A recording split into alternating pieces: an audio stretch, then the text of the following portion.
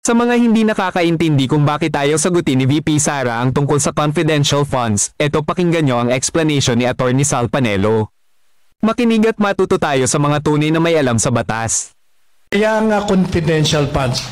Fred, kung ikaw, kung ikaw ang kinunang ko ng impormasyon para sa kalaban, nandiyan ka sa kalaban, binayaran kita, gusto mo sabihin, tatanggapin mo, ilalagay mo pangalan mo, di pinatay ka nila.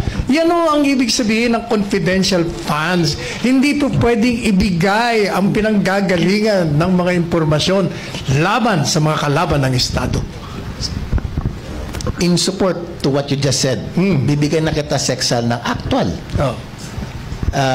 I was part of the intelligence service before. Okay. Nung buhok ko ay itim pa. I was 50 pounds lighter. Okay. Binata pa. We were handling intelligence operations. And true enough, tama po kayo.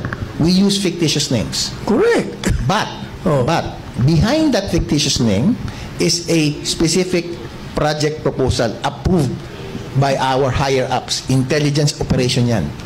Kung sino mang asset namin, like you said, within that organization, he is protected. Hindi namin pwedeng ilagay na ito ang actual nagtatanggap.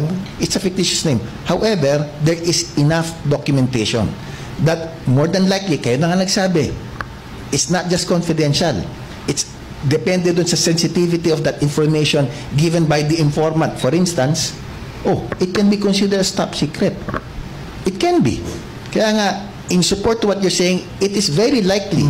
Ang tanong ko lang dito, sir, given nga yung ganun background, nagbigay ng senaryo si Seksal, ako na mismo nagsasabi, ganun yung practice namin 35 years ago. Hindi po ba dapat na intindihin natin? Kaya nga, that's the nature of confidential funds.